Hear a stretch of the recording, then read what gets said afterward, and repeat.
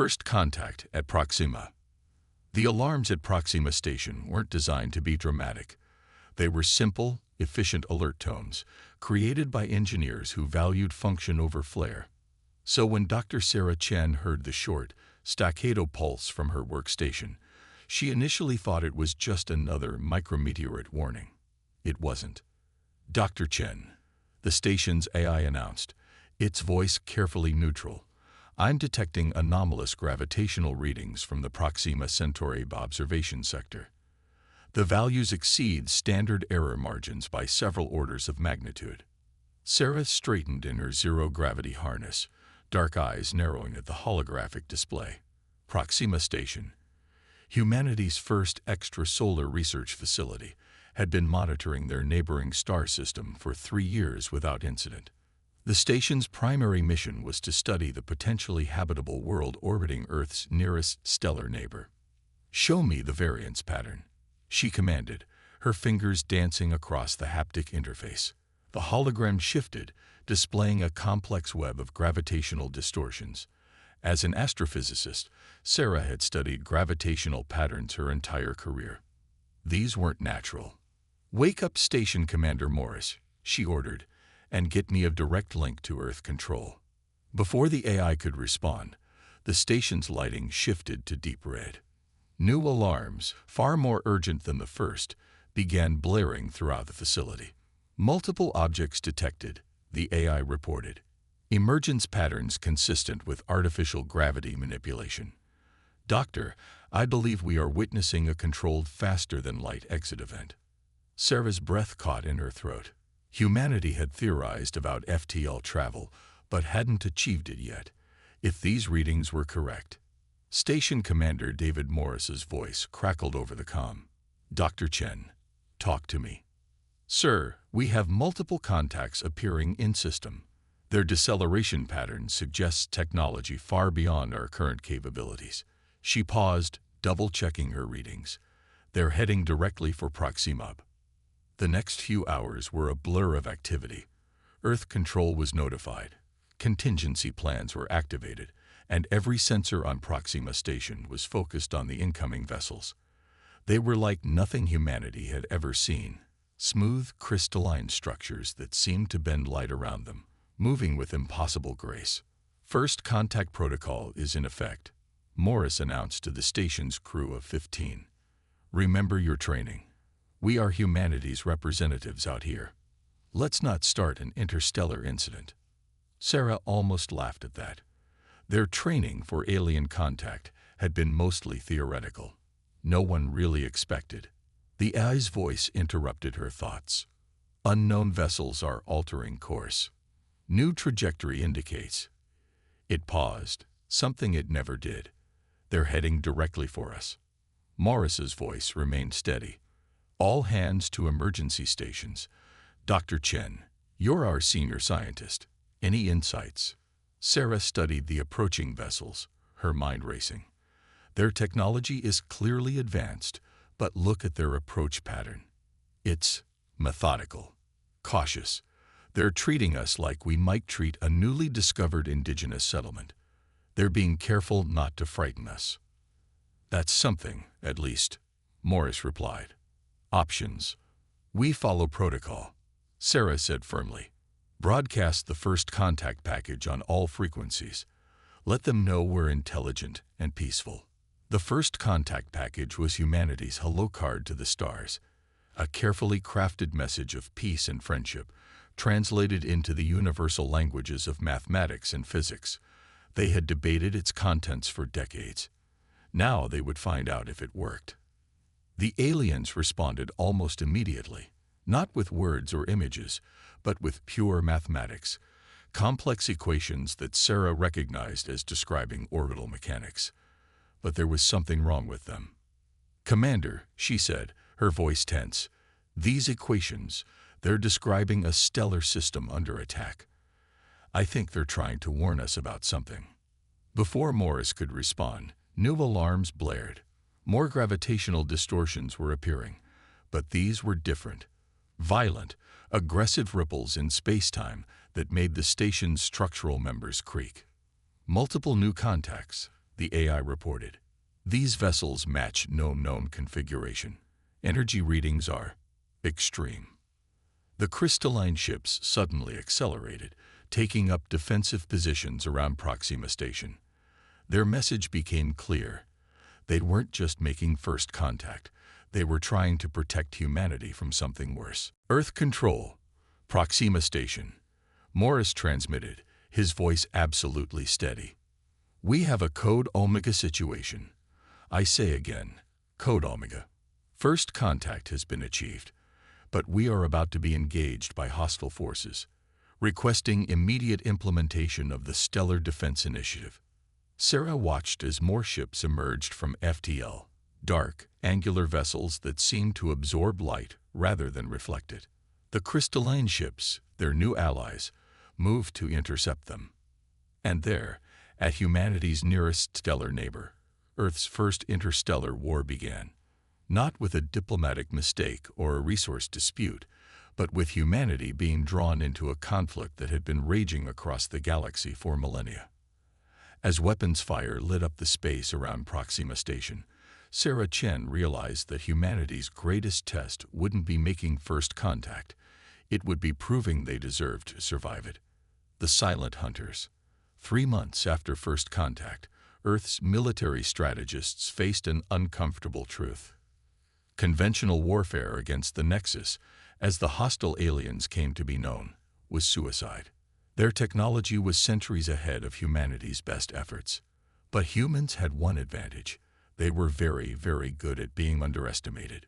Captain Maya Patel stood in the virtual command center of the ESS Shadowdancer, watching holographic representations of enemy movements across the Proxima Centauri system. The ship itself was dark, running silent on minimal power. To any advanced sensors, it would appear to be nothing more than a small asteroid. Status report, she whispered, though the ship's acoustic dampeners made whispering unnecessary. Her XO, Lieutenant James O'Connor, replied just as quietly. The crystalline diplomatic vessel reports the Nexus fleet is proceeding exactly as predicted.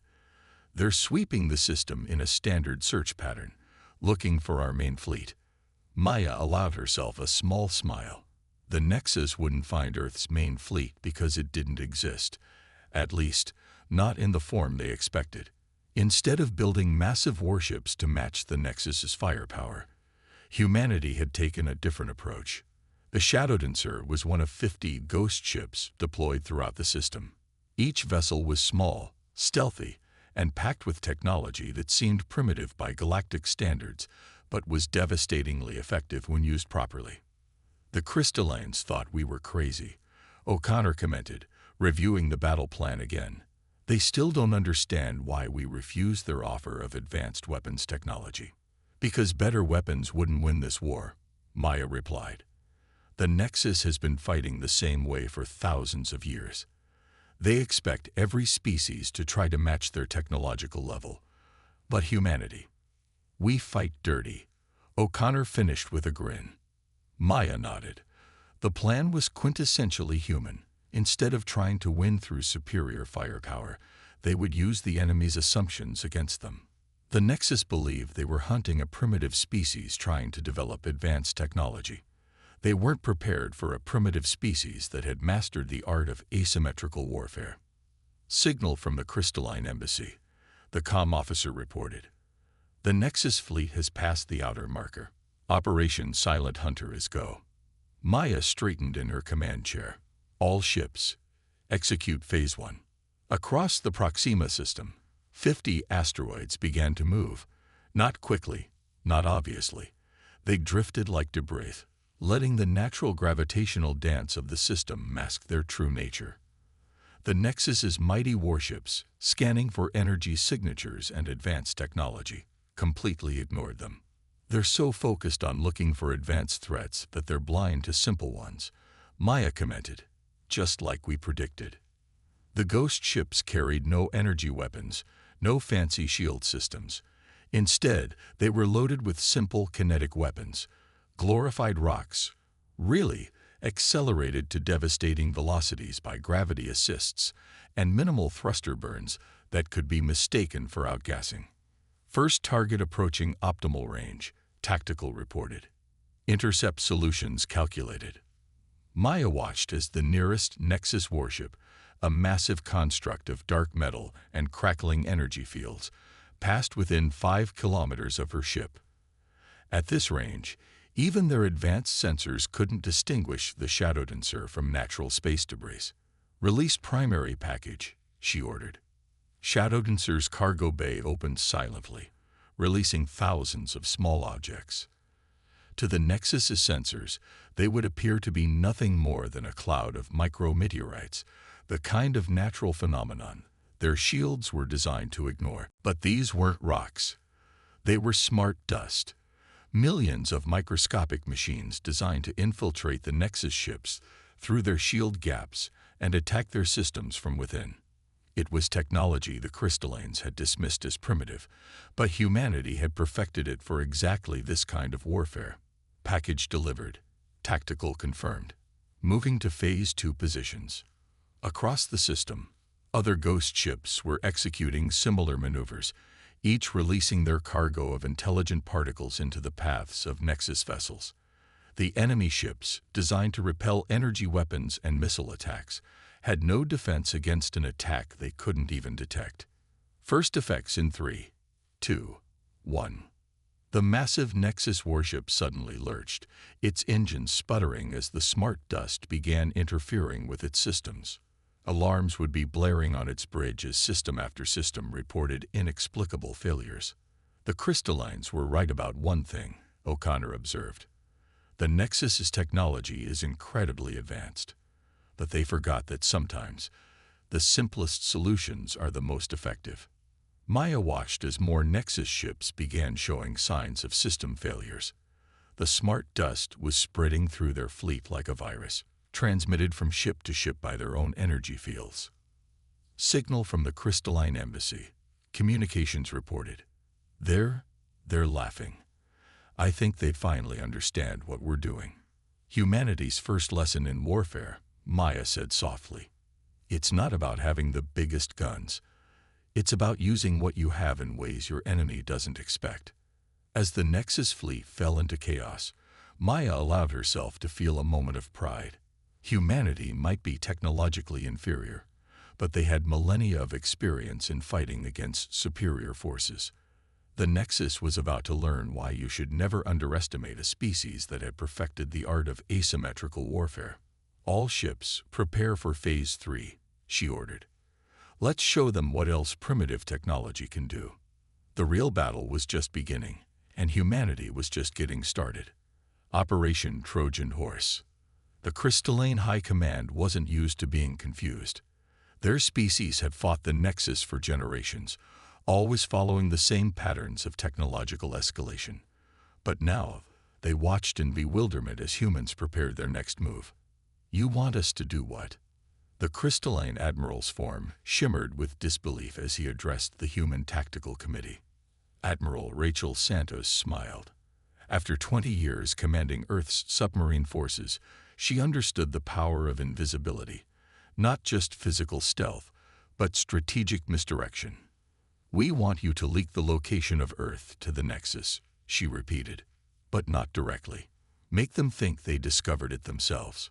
The holographic war room aboard the Joint Command Station Unity buzzed with activity as human and crystalline officers worked together. The smart dust attack had wounded the Nexus fleet, but everyone knew they would adapt.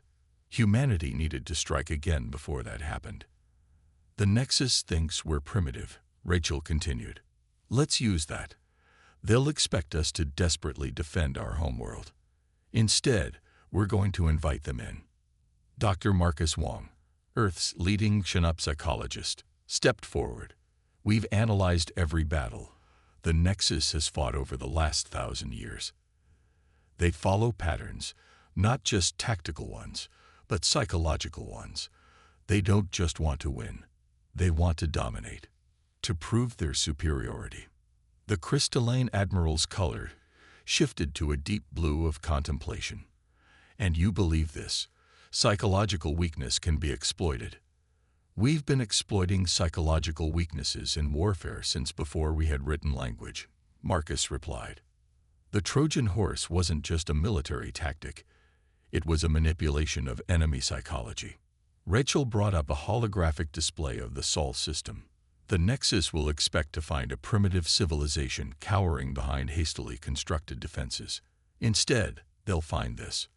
The display showed Earth's orbital infrastructure, thousands of satellites, space stations, and defense platforms. But something was wrong with the image. It was too perfect, too obvious. Decoys, Rachel explained. Every visible defense installation is fake. Sophisticated holograms and drone-controlled debris designed to draw their attention. The real defenses, she smiled. Well, they won't see those until it's too late. Over the next week, the joint human crystalline fleet executed Operation Trojan Horse.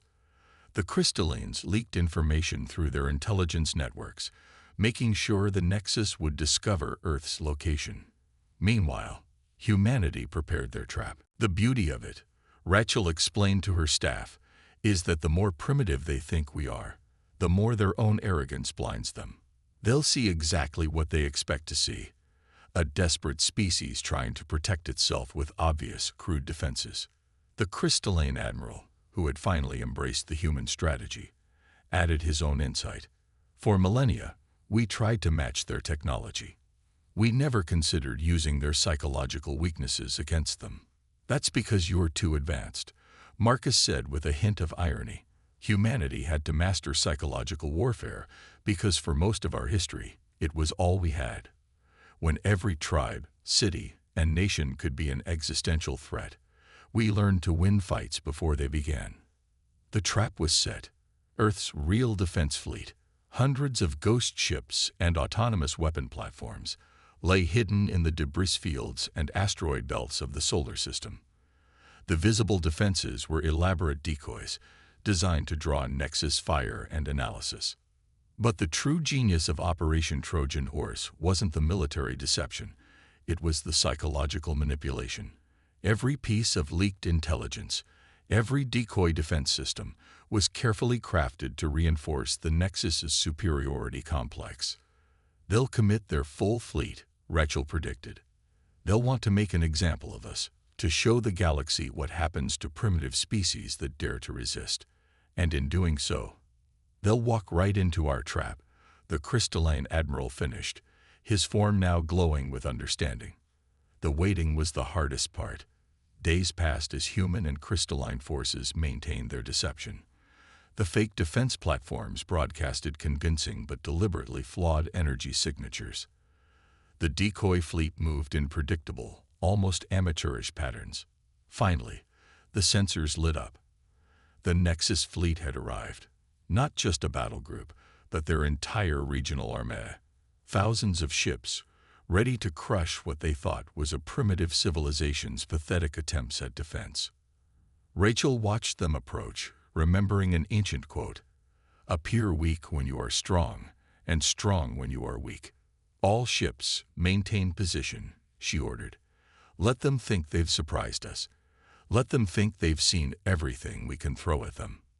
The Nexus fleet moved exactly as predicted, forming up for a triumphant assault on humanity's seemingly primitive defenses.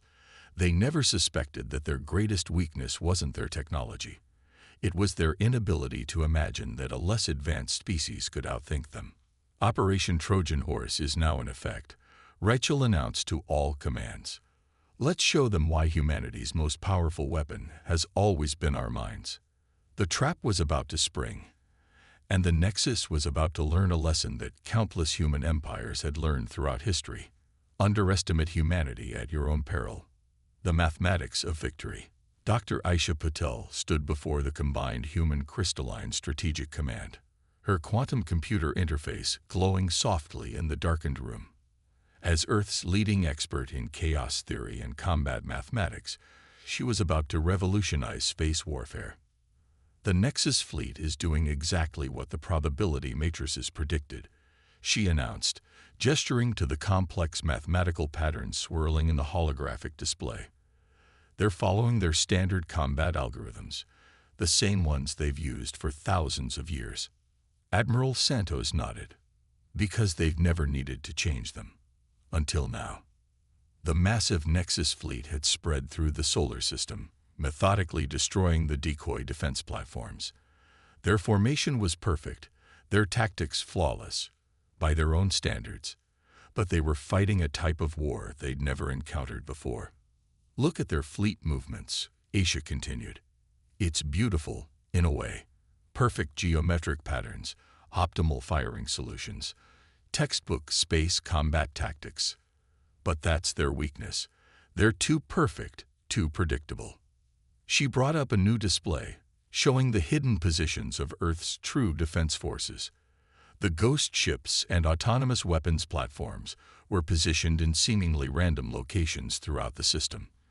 But there was nothing random about it. We've mapped their tactical algorithms, Aisha explained. Every move they make follows mathematical patterns they've optimized over millennia. But they've never encountered chaos theory applied to combat. The crystalline admiral's form flickered with curiosity. Explain. In nature, the most robust systems aren't the most ordered. They're the ones that exist on the edge of chaos.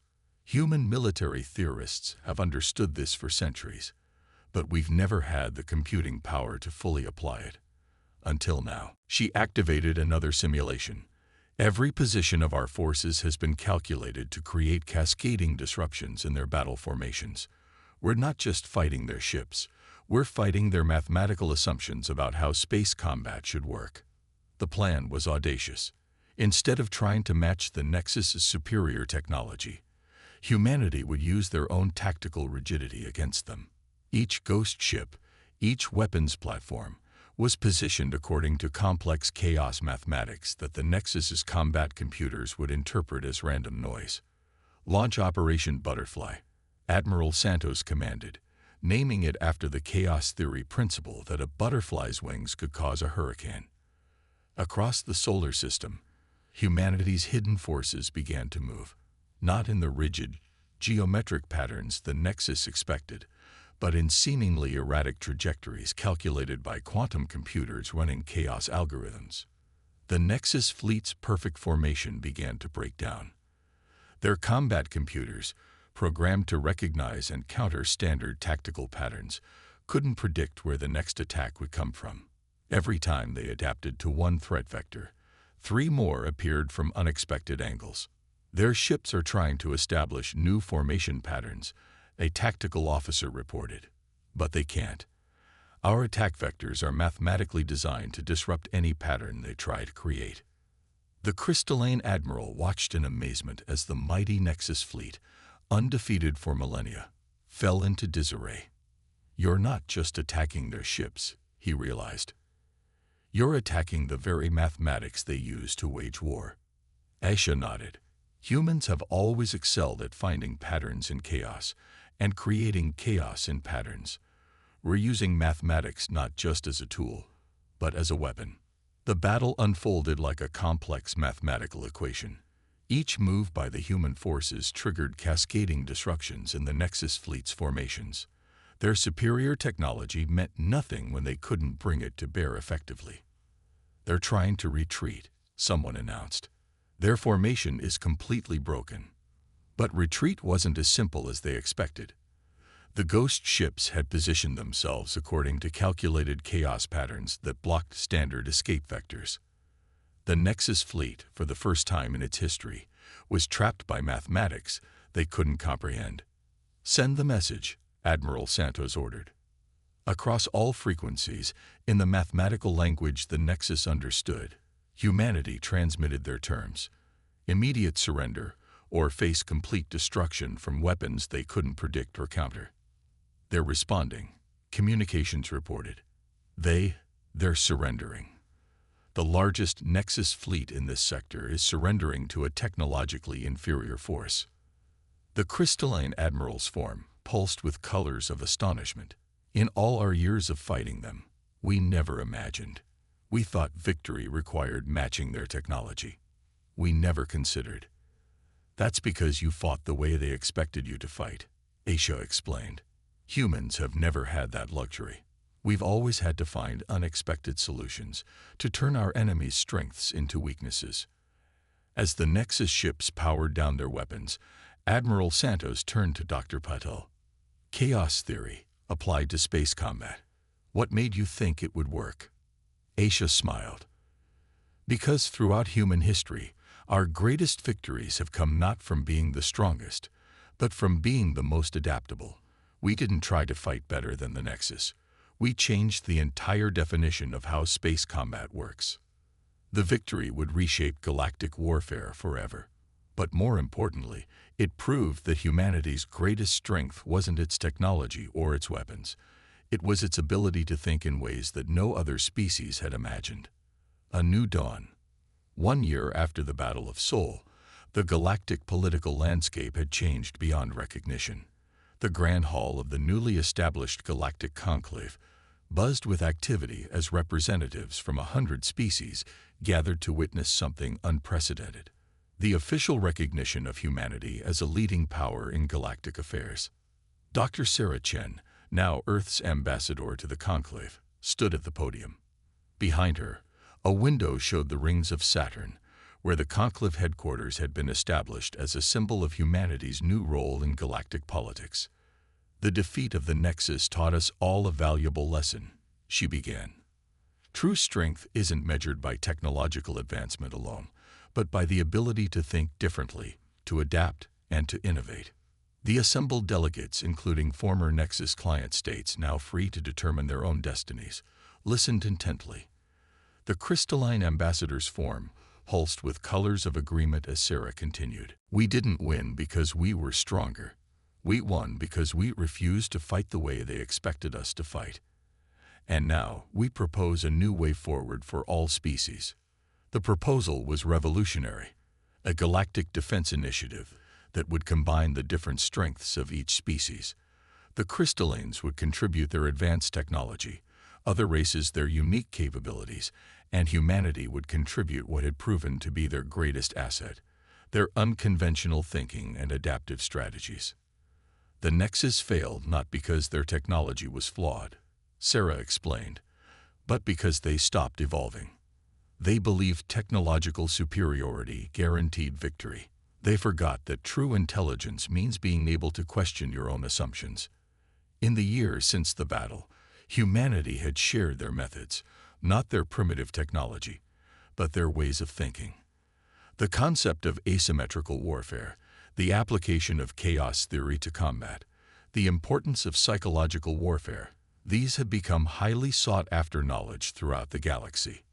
Admiral Santos, now Fleet Commander of the Combined Defense Forces, stood to address the conclave. We've established training programs where species learn from each other. The crystallines are teaching us about advanced energy systems, while we teach them about adaptive strategy and unconventional tactics. The results were already showing.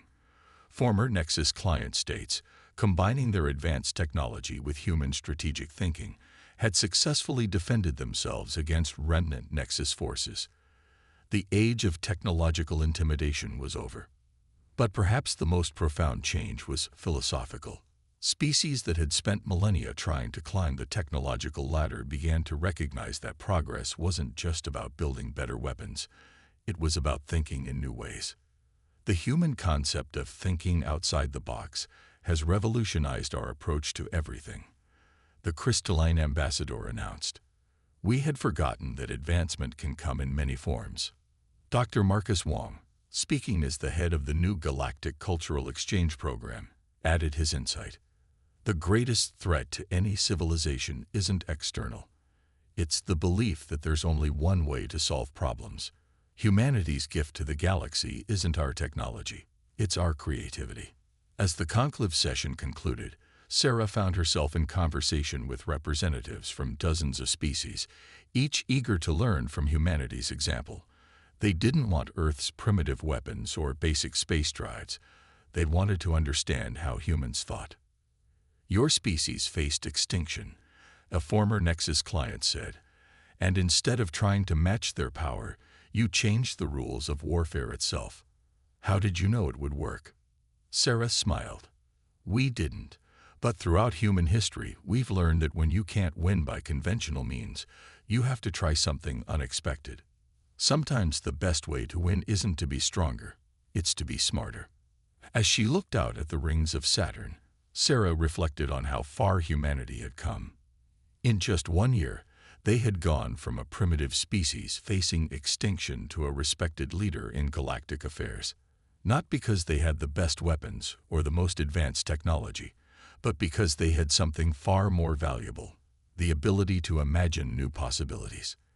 "The galaxy is entering a new age," she announced to the assembled delegates. "One where strength is measured not by the power of your weapons, but by the power of your ideas. And in that kind of galaxy, humanity will always have something valuable to contribute." The story of humanity's rise would be told across the galaxy for generations to come.